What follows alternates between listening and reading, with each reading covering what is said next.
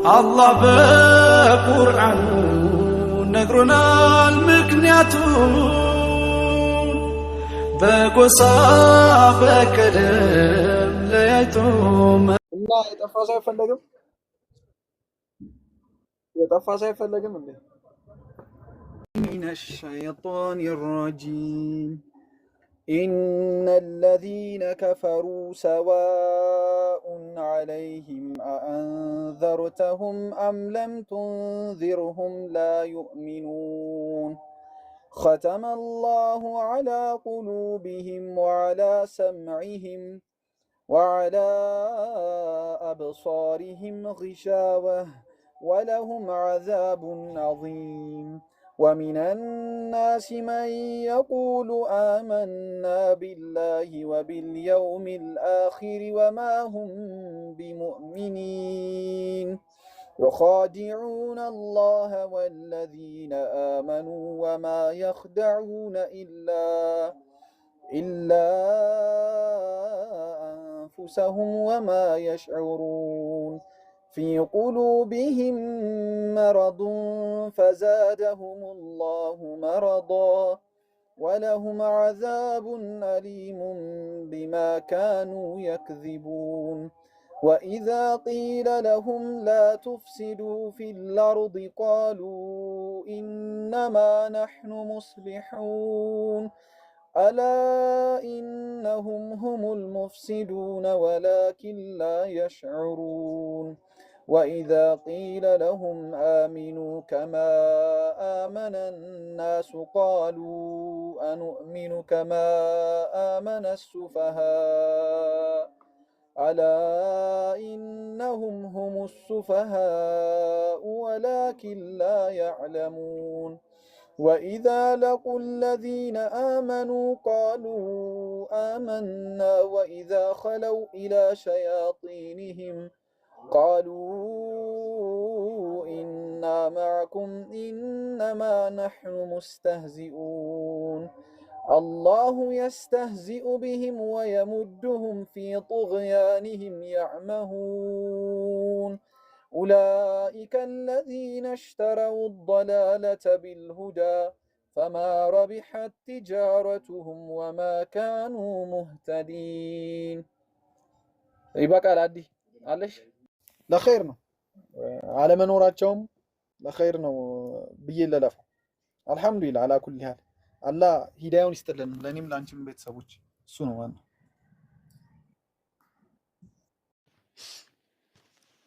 أعوذ بالله من الشيطان الرجيم فبما نقضيهم ميثاقهم وكفرهم بآيات الله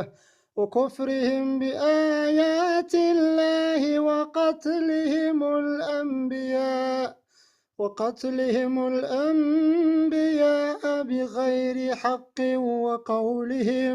وقولهم قلوبنا غلف بل طبع الله عليها بكفرهم فلا يؤمنون إلا قليلا وبكفرهم وقولهم على مريم بهتانا عظيما وقولهم إنا قتلنا المسيح عيسى ابن مريم رسول الله وما قتلوه وما صلبوه ولكن شبه لهم وإن الذين اختلفوا فيه لفي شك منه ما لهم به من علم إلا اتباع الظن وما قتلوه يقينا بل رفعه الله إليه وكان الله عزيزا حكيما وإن من أهل الكتاب إلا ليؤمنن به قبل موته ويوم القيامة يكون عليهم شهيدا فبظلم من الذين هادوا حرمنا عليهم طيبات أحلت لهم وبصدهم عن سبيل الله كثيرا وأخذهم الربا وقد نهوا عنه وأكلهم أموال الناس بالباطل وأعتدنا للكافرين منهم عذابا أليما. مرحبا إن شاء الله. اسكي عند حساو قلص على ለመጀመሪያ ቅድም እናገራለሁ እያልኩ እንትን ብዬ ነበር። እሺ ወንድማችን መሐመድ ተፈጠርክበት የሆነውን የሰው ልጆች በአጠቃላይ የተፈጠሩበት ዓላማ ወደ ሆነው እስልምና እንኳን በሰላም ተቀላቀልክ እላለሁ። አላህ በዚህ ላይ አሁን ምስክርን ቀን እንደሰጠው ሁሉ መጨረሻም በዚህ ምስክር ላይ ከሚሞቱ ሰዎች አንተን ብቻ ሳይሆን እኛንን ጭምር ያድርገን እያልኩኝ ይሄ ውብ የሆነውን እስልምናን አላህ ወፈቀህ እላለሁ። ቅድሚያ ኢንሻአላህ እስኪ የቁርአን አንቀጽ ተወሰነ ሐሳቡ ከመጀመሪያ ቁርአን አንቀጽ ቢል ጀምርልሽ። አላህ ያው ይሄ የቁርአን አንቀጽ አይሁዶችን ነው እንትን የሚለው አይሁዶች አላህ Subhanahu Wa Ta'ala ባደረጉት ምክንያት በአላህ በመካዳቸው ምክንያት እንደረገማቸው ይገልጻል። አላህ ሲገልጽ እንዲህ ያለ فبما نقضهم ميثاقهم ለዓናሁ የሚለው ጃር መጅሩር የምትንጠለጠልበት ነገር ይቀድራሉ እዚህ ጋር فبما نقضهم ميثاقهم ቃል ኪዳንን በማፍረሳቸው ምክንያት ረገምናቸው ይላል። ወቢኩፍሪሂም በመካዳቸው ምክንያት በምን ቢአያቲላህ በአላህ አንቀጾች በመካዳቸው ምክንያት አይሁዶችን ረገምናቸው ይላል። ወቀትልሂሙል አንቢያ ነቢያቶችን በመግደላቸው ምክንያት ነቢያቶች የሚገሉት ለምን ነበር? ቢገይሪ ሐቅ ያለምንም ምክንያት ማለት ነው። ወቀውልሂም እንዲሁም በማለታቸው ምክንያት ረገምናቸው። ቁሉቡና ጉልፍ ልቦቻችን የተሸፈነው ነው የታሸገ ነው በማለታቸው ምክንያት ረገምናቸው። ያው አላህ ልቦቻቸው እስልምናን ለመቀበል በጣም ክፍት ሆኖ እያለ ግን ልቦቻችን ታሸገ ብለው ይህን በመናገራቸው ምክንያት አላህ ረገማቸው። በል ጠበዐ አላሁ ይልቁንስ አላህ አተመባቸው ቢኩፍሪሂም በመካዳቸው ምክንያት አላህ ልባቸውን ክፍት ካደረገው በኋላ የተሸፈነት ናት በማለታቸው ምክንያት ከዛ በኋላ ነው አላህ ያተመባቸው።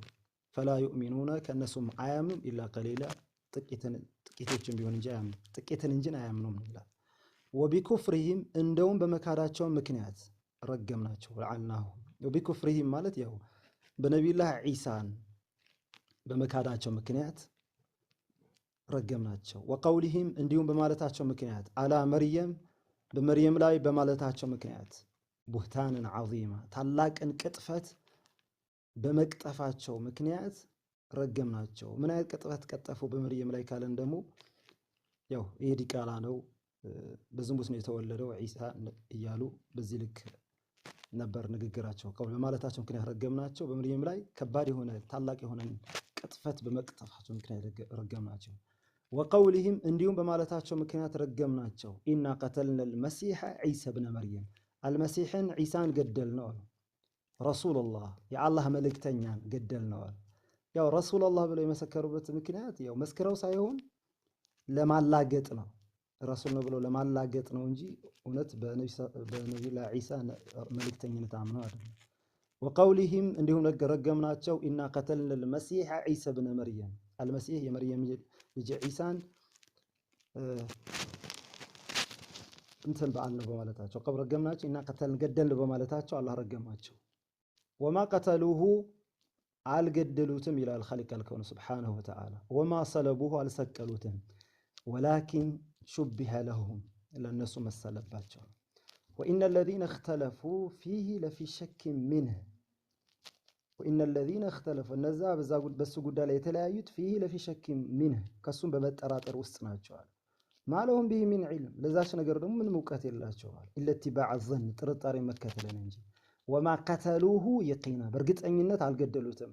አላህ ወደ ራሱ ከፍ አደረገው ነቢዩላህ ዒሳ። ያው እንደሚባለው ከሆነ ሁለት አይነት ቀውሎች አሉ። አንደኛ ቀውል ነቢዩላህ ዒሳን አንደኛ ሰላይ ገባና ነቢዩላህ ዒሳን አንድ ግንባር መጥቼ ስመዋለሁ ከዛ መታች ትገሉታላችሁ የሚል ነገር ነበር የለው። ከዛ አላህ Subhanahu Wa Ta'ala የነቢዩላህ ዒሳን ካባ አለበሰውና ራሱ ወንድም የራሳቸው አካል ነው ያላቸው ቀጥቅጠው ሰቀሉትና ገደልነው አለው። ሱብሃንአላህ በረፈዐሁ አላሁ ኢለይህ አላህ ወደ ራሱ ከፍ አደረገው። ያው እንደዚህ ቃል በቃል ነው ተረጉመው ወደ ዲፊኒሽን አልገባም። ኢንሻአላህ ደስ እንዲላው ብዬ ነው። ወንድማችንም ኦርማ አዲስ ያው ሙፈሲር ሆኜ አይደለም። ኦኬ በረፈዐሁ አላህ ወደ ራሱ ከፍ አደረገው። ወካነ አላህ ማለት ዐዚዘን አሸናፊና ሐኪማ በሚሰራቸው ነገሮች ጥበበኛ የሆነ አምላክ ይበቃኛል። እናንተ ስታወሩ ወንድማችን ምናምን ስትሉ እኔ የሆነ አኪል የሆነ ነገር ይሰማኛል። ማለት የሆነ ቤተሰብ አሁን ከቤተሰብ የራኩ ነበር ይመስለኝ፣ ግን አሁን የሆነ ቤተሰብ ያለኝ አይነት ስሜት ይሰማኛል። ብቻ የሆነ ደስታ አለ።